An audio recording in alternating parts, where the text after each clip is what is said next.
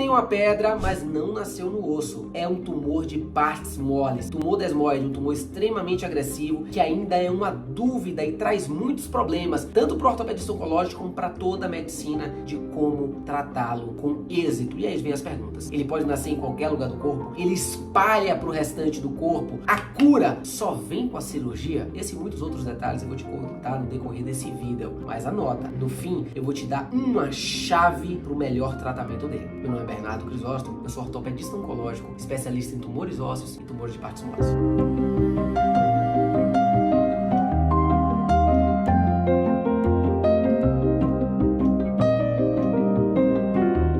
Então vamos lá, antes de começar não esquece, deixa o seu like, toca o sininho e se inscreve no canal para ficar por dentro de tudo que a gente vai falar que você não encontra em quase que lugar nenhum na internet. Vamos lá, esse tumor é um tumor de fato agressivo? É um tumor maligno? Não, o tumor desmoide é um tumor intermediário em grau de agressividade. Ele é tido como um tumor benigno, mas ele tem um comportamento único, ele é muito agressivo. Como assim? Foi visto que quando ele é operado, 50 a 73% das vezes, ou seja, se você opera 10 pacientes, até 7 ele volta. É um comportamento muito agressivo. Porém, ele não metastiza. Nenhum caso na literatura é comprovado que o tumor sai daquele lugar e migra para outro lugar, causando uma doença dita metastática, um grande componente maligno. Casos que foram descritos assim na literatura, todos foram observados que, na verdade, na revisão da lâmina, não eram de fato tumores desmoides. Então, com esse grau de agressividade, o que fazer nesse tumor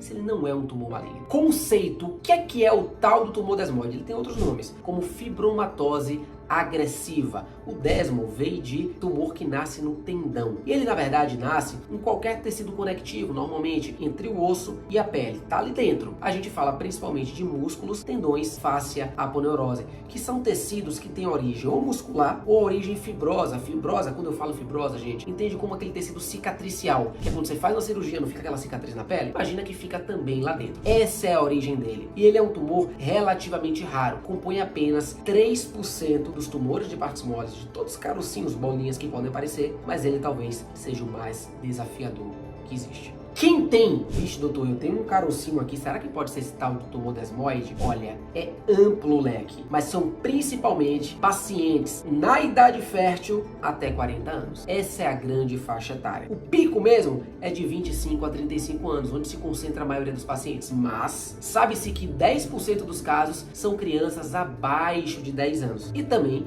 existem casos com mais de 60 anos. Ou seja, pode pegar qualquer faixa etária, mas é mais comum em uma faixa específica. E ele é um pouco mais frequente em mulheres, 2 para 1. Como assim? A cada 3 pacientes, 2 são mulheres. Foi visto que ele nasceu em uma origem com relação com hormônios femininos, principalmente o estrógeno. Então, existia uma relação inicial descrita com esses hormônios, principalmente na gravidez. E queda, perceba que eu falei lá com os 40 anos, queda quando vai chegando na menopausa. Localização, onde ele pode aparecer? Tá aí uma grande dúvida desse tumor. Ele pode aparecer em quase qualquer lugar, mas existem 3 grandes grupos e você tem que prestar atenção. O primeiro são lesões que nascem na parede abdominal, é o segundo lugar mais comum. O outro são lesões que nascem intra-abdominais, então dentro do abdômen, pega principalmente mesentério, parede do intestino. E o terceiro, o mais comum de todos, são apresentações extra-abdominais, compõe mais ou menos 50 a 55% dos casos, ou seja, qualquer lugar do corpo. Mas existe um lugar mais comum e eu quero que vocês prestem bem atenção. Ombro. Ombro é a localização mais comum. Entenda ombro como toda essa cintura escapular, principalmente na região do deltoide e na região periescapular, a região aqui de trás da pá da escápula, onde é comumente conhecida. Mas além dos membros, pode aparecer também em outros lugares. Pode aparecer na região da pelve, principalmente a região glútea, pode aparecer na parede torácica, pode aparecer também em cabeça e pescoço, que é uma apresentação um pouco mais rara, mais agressiva e mais mais comum em crianças. E o que o paciente mais quer saber, e você também, como ele se apresenta, quais são os achados clínicos, como eu posso perceber que eu tenho esse tal de tumor desmoide ou algum conhecido meu. É fácil, ele tem uma apresentação clássica. Como assim, gente? Vai ser um paciente com uma história de uma massa, um tumor em crescimento de forma lenta. Ele não cresce da noite pro dia, ele não leva 1, 2 meses, ele leva um tempo um pouco mais longo. E esse crescimento a gente chama de insidioso na medicina. Além disso, vai ter dor ou não vai ter dor? Não tem dor! A maioria das vezes não tem dor, exceto um tumor que já cresceu muito ou cresceu próximo de estruturas importantes como o nervo. Esse tumor sim, ele pode causar dor por tocar em estruturas que estão do lado. Não é o mais comum. E a característica clássica dele é duro que nem uma pedra. Como assim? Parece que você está examinando, eu, no caso médico, eu e não vocês, né, gente? Estou examinando um tumor do osso. Tumor ósseo é um tumor duro. Quando ele sai para fora do osso, ele é um tumor duro. Parece um osso. Esse não. Ele é um tumor de partes moles, mas mesmo assim ele tem uma consistência extremamente dura. Como que a gente sabe que ele não nasceu do osso? É fácil. No exame físico, quando a gente faz algumas manobras, como pedir que o paciente contraia o músculo, a gente vai ver ele se mover. Achados clássicos. Prognóstico, já falei para vocês, mas vou trazer agora os fatores mais importantes. Como saber se eu estou diante de uma doença com chance de ser uma doença pior ou chance de ser uma doença melhor? 3 fatores são principais. O primeiro deles é o tamanho. É visto que lesões com mais de 10 centímetros normalmente progridem e têm uma história pior. Pacientes com menos do que 30 anos, ou seja, pacientes mais jovens, tendem a ter uma apresentação um pouquinho mais agressiva. E o terceiro é a localização. Lembra que eu falei? Lesões que nascem na cabeça e pescoço, parede torácica, normalmente são lesões um pouquinho pior. Extremidades também não é a melhor localização. Já a parede abdominal tem um excelente prognóstico. Como quarto e bônus, um fator prognóstico relacionado à cirurgia. Então, se o paciente tem uma cirurgia realizada, é um fator importante que o tumor seja tirado todo com margem, com aquela capa de segurança que garanta que ele saiu tudo, o que a gente chama de ressecção, retirada com margens amplas. Isso não significa que ele não vai voltar, mesmo assim ele tem chance de voltar, mas melhora muito a chance dele não voltar em relação a uma margem que não é margem de segurança.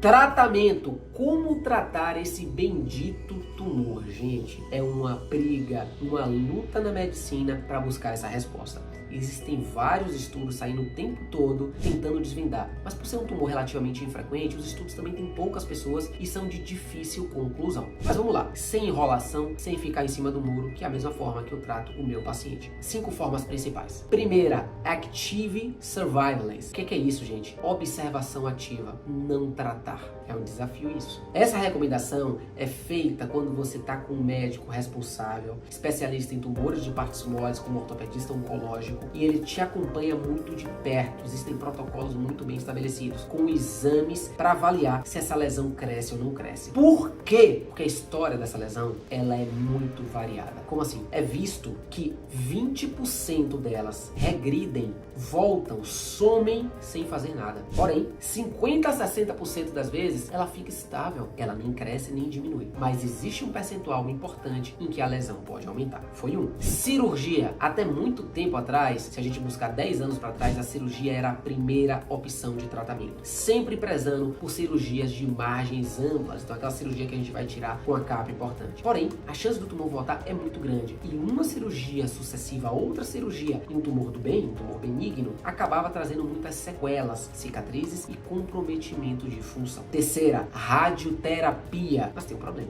Radioterapia foi criada para tumores de alto grau. Como assim? De uma forma geral, pensa num tumor maligno. Então aquele tumor que se prolifera o tempo todo, tem alta atividade. A radioterapia só funciona, ou praticamente só, nessa condição. Então como que a radioterapia vai funcionar em um tumor que tem proliferação baixa? Esse é o problema. Foi visto que em muitos casos, você fazer a radioterapia e não fazer, não mudava nada. E a radioterapia tem vários problemas. Um deles é que a longo prazo, depois de 10 anos, naquele lugar que foi irradiado, pode surgir um novo câncer, um câncer induzido pela radiação nas células. Quarta forma de tratar, medicação. Ô doutor, mas por que você não falou logo? Toma uma medicação, toma um comprimidozinho, tá resolvido. Esse é o problema, gente. Praticamente nada confirmou efeito no tumor desmoide. Então já se usou anti-inflamatórios, anti-hormonais como o tamoxifeno, inibidores da tirosina quinase, quimioterapia com baixas doses, ou quimioterapia convencional com doxorubicina, medicamento para tumor maligno, e nada se comprova muito efetivo. Esse que é o problema. Mas tem estudos promissores, principalmente com algumas medicações de nome difícil, como o pazopanib e o sorafenib. Não anota, nem presta atenção nisso, mas saiba que existe essa possibilidade. E a quinta, que corre por fora, é uma coisa chamada crioablação, que poucos médicos no Brasil fazem, e nada mais é do que a gente entrar com a cânula dentro do tumor e matá-lo por resfriamento, tá? Parece uma opção muito promissora. Essas são as opções que a gente tem, as 5 principais. Tá bom, doutor? Agora já me sinto mais seguro com suas dicas. Não encontrei lugar nenhum na internet algo tão minucioso sobre essa lesão, mas você falou que ia dar uma dica-chave para o tratamento. Vou dar, gente. Não esqueci. Mas isso aqui é o maior desafio que nós, como ortopedistas oncológicos, temos com o nosso paciente. É a decisão. Então, a grande dica-chave para esse tumor é a primeira opção de tratamento. A opção que deve ser tentada inicialmente para quase todos os casos é a observação ativa. Ou seja, não fazer nada. Pois é. O termo em inglês é watch and wait, ou seja, assista e espere. Essa deve ser a primeira conduta. Isso evita que procedimentos, cirurgias grandes, sequelas aconteçam onde elas poderiam ser evitadas. Já imaginou se esse tumor, que era daqueles 20% que iam regredir sem fazer nada, o paciente passa por uma cirurgia? Tem complicações? Então essa é a grande dica. Em primeiro lugar, sempre começa com o watch and wait. Gente, espero que tenham gostado. Sei que é um tema bem complexo, mas eu vejo isso aqui, na verdade, como uma ajuda, porque é muito difícil a gente encontrar na internet algo conclusivo sobre essa lesão, que é rara, mas a gente sim consegue um tratamento muito bom para a maioria dos casos. E se você não fez ainda, para tudo, toca o sininho, se inscreve no canal e deixa seu like pra gente continuar conseguindo fazer isso aqui. E como sempre, será um prazer, como no meu consultório, esclarecer você.